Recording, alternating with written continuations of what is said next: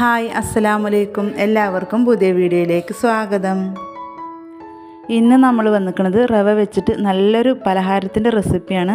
ഈ ഒരു പലഹാരം നമുക്ക് ബ്രേക്ക്ഫാസ്റ്റ് ആയിട്ടോ അതുപോലെ തന്നെ ഈവനിങ് സ്നാക്സ് ആയിട്ടൊക്കെ കഴിക്കാവുന്നതാണ്.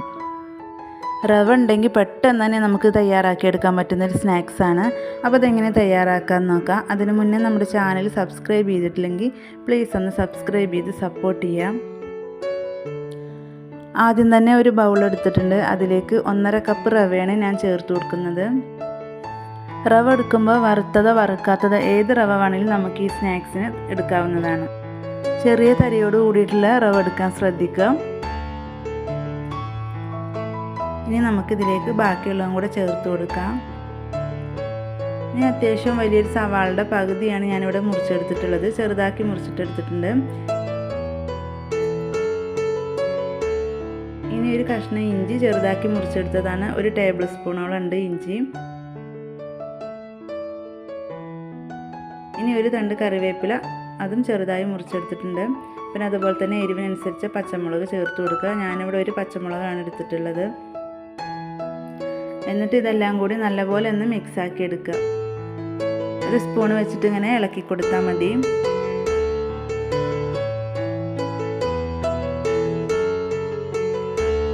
അടുത്തതായി ഇതിലേക്ക് ചേർക്കുന്നത് ആവശ്യത്തിന് ഉപ്പാണ്. ഉപ്പ് ചേർത്ത് കൊടുക്കുമ്പോൾ കറക്റ്റ് അളവിൽ ചേർത്ത് കൊടുക്കുക. നമ്മളിത് കുഴച്ച് കഴിഞ്ഞിട്ടുണ്ടെങ്കിൽ പിന്നീട് ചേർത്ത് കൊടുത്താൽ റവയുടെ എല്ലാ ഭാഗത്തേക്കൊന്നും ആയി കിട്ടൂല. പിന്നെ ഇതിലേക്ക് ഞാനൊരു 1/4 ടീസ്പൂൺ ബേക്കിംഗ് സോഡയും കൂടി ചേർത്തിട്ടുണ്ട്. എന്നിട്ടൊന്നും കൂടി നല്ലപോലെ ഒന്ന് മിക്സാക്കി എടുക്കുക. ഇനി ഇതിലേക്ക് നമുക്ക് 1/4 കപ്പ് തൈര് ഒഴിച്ചു കൊടുക്കാം. പുളിയില്ലാതെ തൈര് എടുക്കാൻ ശ്രദ്ധിക്കുക. എന്നിട്ട് നല്ലപോലെ ഒന്ന് മിക്സാക്കി എടുക്കുക. ഈ റവയൊക്കെ ഈ തൈരിലൊന്ന് കുതിർന്ന് കിട്ടണം.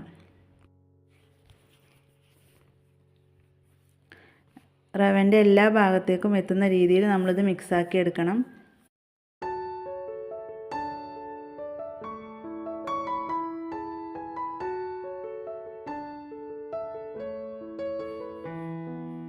അതവിടെ മിക്സായി വന്നിട്ടുണ്ട്. നമുക്കിനി ഇതിലേക്ക് കുറച്ച് വെള്ളം കൂടി ചേർത്ത് കൊടുത്തിട്ട് കൈകൊണ്ട് കുഴച്ചെടുക്കണം. വെള്ളം ചേർത്ത് കൊടുക്കുമ്പോൾ കുറച്ച് ഒഴിച്ചിട്ട് കുഴച്ചെടുക്കുക. നമ്മൾ ചപ്പാത്തി മാവിൻ്റെ ഒക്കെ ഒരു പരുവത്തിലാക്കി എടുക്കണം.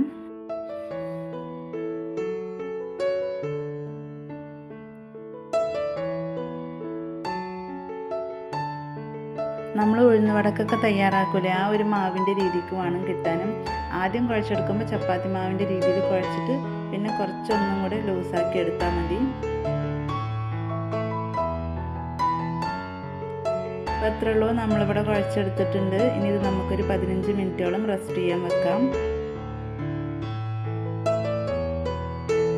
15 മിനിറ്റ് കഴിഞ്ഞപ്പോൾ നമ്മുടെ മാവൊക്കെ ഇവിടെ നല്ല സോഫ്റ്റ് ആയിട്ട് വന്നിട്ടുണ്ട്.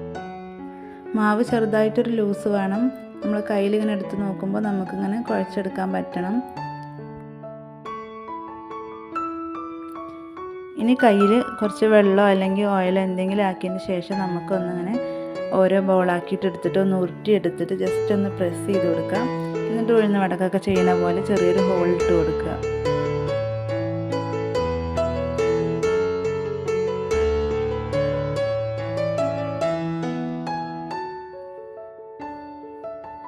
അപ്പോൾ ഇത്രയേ ഉള്ളൂ. വളരെ സിമ്പിളായിട്ട് നമുക്ക് ചെയ്തെടുക്കാൻ പറ്റും. ഇനി നമുക്കിത് ഫ്രൈ ചെയ്തെടുക്കാം.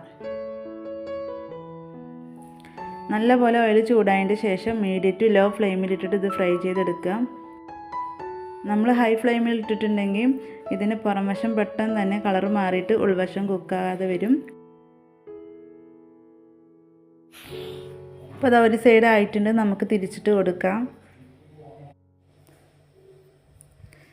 അപ്പോൾ അതാ ഫസ്റ്റത്തെ റവ കൊണ്ടുള്ള വട ഇവിടെ റെഡി ആയിട്ടുണ്ട്. നമുക്കിതൊന്ന് എണ്ണയിൽ നിന്ന് കോരി മാറ്റാം.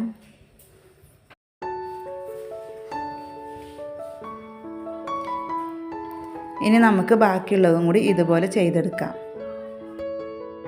അപ്പോൾ ഇതാ നമ്മുടെ സ്നാക്സൊക്കെ ഇവിടെ റെഡി ആയിട്ടുണ്ട്. വളരെ ഈസി ആയിട്ട് അതുപോലെ തന്നെ കിടിലൻ രുചിയിൽ ചെയ്തെടുക്കാൻ പറ്റുന്ന റവ കൊണ്ടുള്ള ഈ ഒരു വട തീർച്ചയായും നിങ്ങൾ ട്രൈ ചെയ്ത് നോക്കണം. നമുക്ക് 4 മണിക്കൊക്കെ കട്ടൻ ചായയുടെ കൂടെയൊക്കെ കഴിക്കാൻ പറ്റിയ ഒരു സ്നാക്സാണ്. അതുപോലെ തന്നെ വീട്ടിലുള്ള സാധനങ്ങൾ മാത്രം മതി നമുക്കിത് ചെയ്തെടുക്കാൻ. വളരെ ഈസിയാണ്. അപ്പോൾ ഇത്രയേ ഉള്ളൂ നമ്മുടെ ഈ ഒരു വീഡിയോ ഇഷ്ടപ്പെട്ടാൽ ലൈക്ക് ചെയ്യുക, ഷെയർ ചെയ്യുക, കമൻറ്റ് ചെയ്യുക.